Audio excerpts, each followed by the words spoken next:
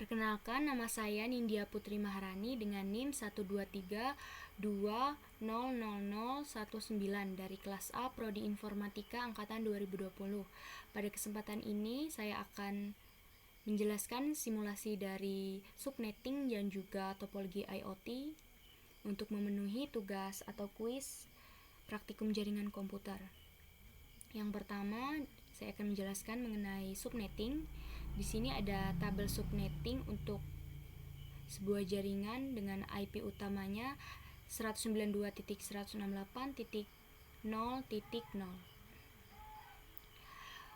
yang terbagi atas 4 jaringan lokal atau 4 ruangan, dan metode subnetting yang digunakan adalah model FLSM, yaitu dari kebutuhan host yang paling banyak diurutkan sampai yang paling kebutuhannya sedikit.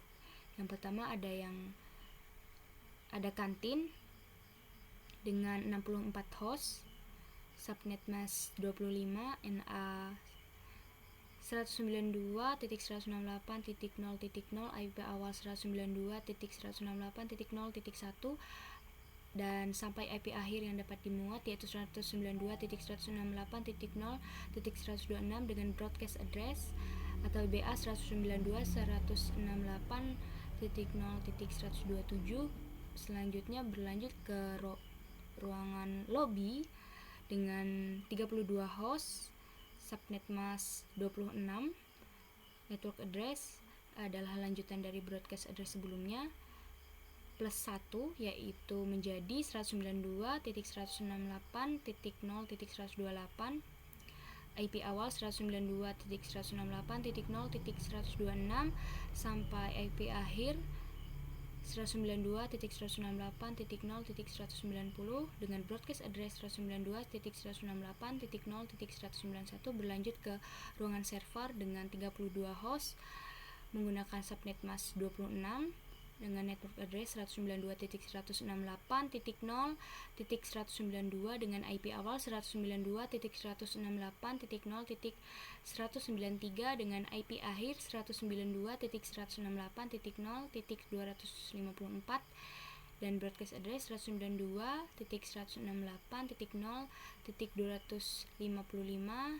berlanjut ke ruang kerja dengan kebutuhan 16 host menggunakan subnet mask 27, NA 192.168.1.0 dengan IP awal 192.168.1.1 sampai IP akhir 192.168.1.30 dengan broadcast address yang digunakan 192.168.1.31. Langsung saja berikut implementasi dalam Cisco Packet Tracer untuk tabel subnetting tadi. Di sini seperti yang ada di tabel subnetting tadi terdapat 4 jaringan lokal atau 4 ruang yang dihubungkan oleh satu buah router, dan di dalam satu jaringan lokal atau dalam satu ruangan masing-masing device dihubungkan oleh satu buah switch. Di sini saya gunakan perwakilan device-nya ada 3 buah jenis device yang berbeda, ada PC, ada server, dan juga laptop. Untuk masing-masing ruangan atau masing-masing jaringan lokal di sini memiliki gateway yang berbeda. Untuk kantin, gateway yang digunakan diambil dari IP awal yang ada di tabel tadi, yaitu 192.168.0.1. Begitu juga untuk ruangan lainnya. Dan untuk IP addressing-nya, masing-masing device, karena IP awalnya tadi digunakan sebagai gateway, maka IP address-nya diambil plus 1 setelah gateway atau setelah IP awal, tetapi harus masih di dalam range IP awal sampai IP akhir. Seperti PC di kantin, IP address-nya 192.168.0.2 dengan gateway-nya tadi. Begitu pula juga dengan yang lainnya. Ada server adalah plus 1 setelah device sebelumnya, yaitu 192.168.0.3.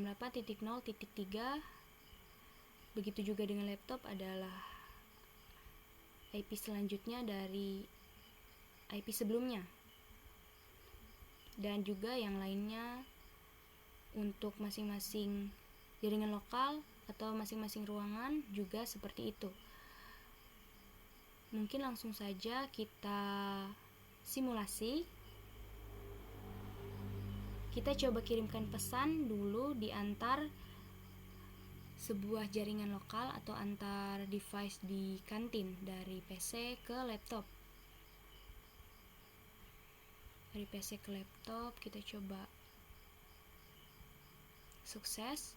Setelah itu antar jaringan lokal dari laptop kantin ke PC yang ada di ruang kerja.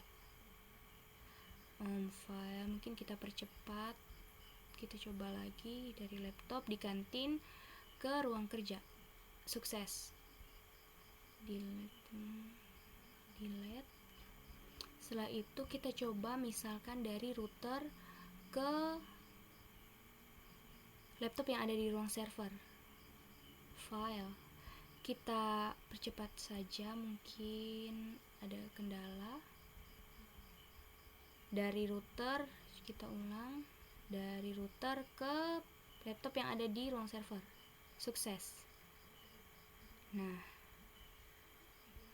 mungkin sekian untuk simulasi subnetting. Setelah itu ada simulasi untuk topologi IoT. Di sini terdapat satu buah home gateway untuk menghubungkan 6 buah device yang ada, mungkin benda-benda yang ada di dalam rumah, dan smartphone sebagai pengendali untuk device-device lainnya, yaitu motion detector atau pendeteksi, jendela, lampu, kipas, dan juga pintu. Untuk SSID yang digunakan, masing-masing device itu sama semua, yaitu SSID Home Gateway. Home Gateway. Di sini smartphone setelah saya buat 3 buah rule atau kondisi. 3 buah rule atau kondisi. Namun sebelumnya sudah terhubung. Smartphone telah menghubungkan pintu, kipas, lampu, jendela, dan pendeteksi. Setelah dihubungkan, loading. Sebentar, mungkin loading.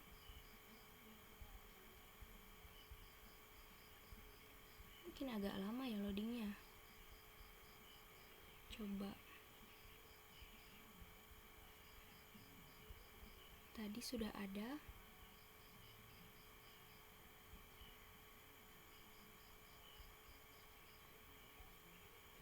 Kita langsung simulasikan saja mungkin. Jika motion detektornya nyala, maka yang terjadi adalah pintu terkunci, kipas menyala dengan kencang, lampu menyala dengan terang, dan juga jendela terbuka. Dan ketika motion detektornya mati, maka pintu akan kembali tidak terkunci, kipas akan mati, lampu akan mati juga, kemudian jendela juga akan tertutup. Itu rule kedua. Setelah itu rule yang ketiga, jika pintu dibuka, maka kipas akan berputar dengan pelan, lampu akan nyala redup, dan juga jendela akan terbuka. Ketika ditutup kembali seperti semula. Kita coba lagi rule yang pertama. Ini rule yang pertama. Ini rule yang kedua, motion detektornya mati. Rule yang ketiga, ketika pintu dibuka. Saya sudah buat tadi kondisinya, tapi belum keluar.